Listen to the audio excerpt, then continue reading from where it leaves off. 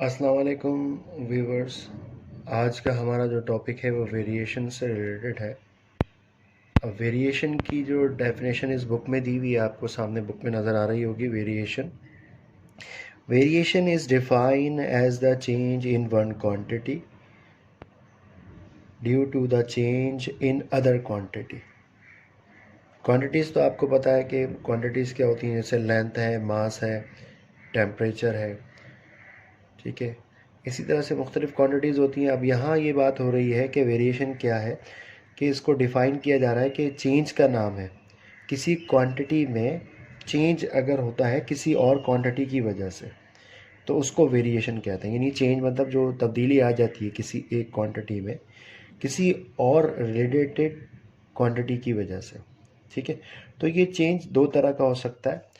वो direct variation भी हो सकता है या इन्वर्स वेरिएशन भी हो सकता है। वेरिएशन से मुराद है चेंज, किसी एक क्वांटिटी में चेंज हो रहा है किसी और क्वांटिटी की वजह से। तो इसकी जो टू टाइप्स हैं दोनों को यहाँ डिफाइन किया गया है।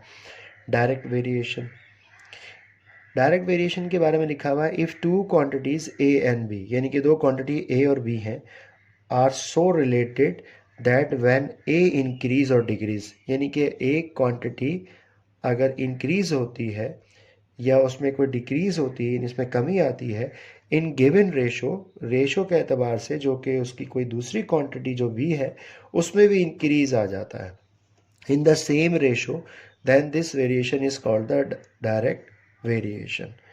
या यूं कह लीजिए, इसको ज़्यादा बेहतर अंदाज में मैं आपको एक्सप्लेन कर देता हूँ कि किसी एक क्वांटिटी की वजह से दूसरी क्वांटिटी में चेंज आता हो। यानी कि अगर हम एक क्वांटिटी को चेंज करते हैं तो दूसरी या तीसरी, दो या तीन क्वांटिटी जो है उनमें कोई तब्दीली वाक़ई होती है, तो उसको डायरेक्ट वेरिएशन कहते हैं। अब नेक्स्ट पेज पे जो है इन्होंने इन्वर्स वेरिएशन समझाया है।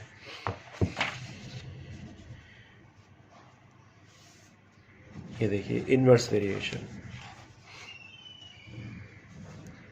If two quantities are related so each other in such a way that increase in one variable cause the decrease in the another variable। देखिए इन्वर्स वेरिएशन में ऐसा है कि एक क्वांटिटी में अगर कोई चेंजेस आती है, मतलब यानी एक क्वांटिटी इंक्रीज होती है तो दूसरी क्वांटिटी अपोजिट होगी, मतलब डिक्रीज हो जाएगी, वाइस वर्सा होगी, मतलब इसी तरह से। मतलब अगर एक क्वांटिटी डिक्रीज़ होती है तो दूसरी क्वांटिटी इंक्रीज़ होगी, या अगर डिक्रीज़ होती है, इसको हम इन्वर्स प्रोपोर्शन भी कहते हैं, इन्वर्सली प्रोपोर्शन भी कहते हैं, जिसके अंदर एक चीज़ को अगर बढ़ाया जाए तो दूसरी चीज़ कम हो रही है, या एक चीज़ को अगर कम किया जाए तो दूसरी चीज़ बढ़ रही है। तो ये अपोजिट इम्पैक्ट आ रहा है उसका, तो इसको हम कहते हैं इन्वर्स वेरिएशन।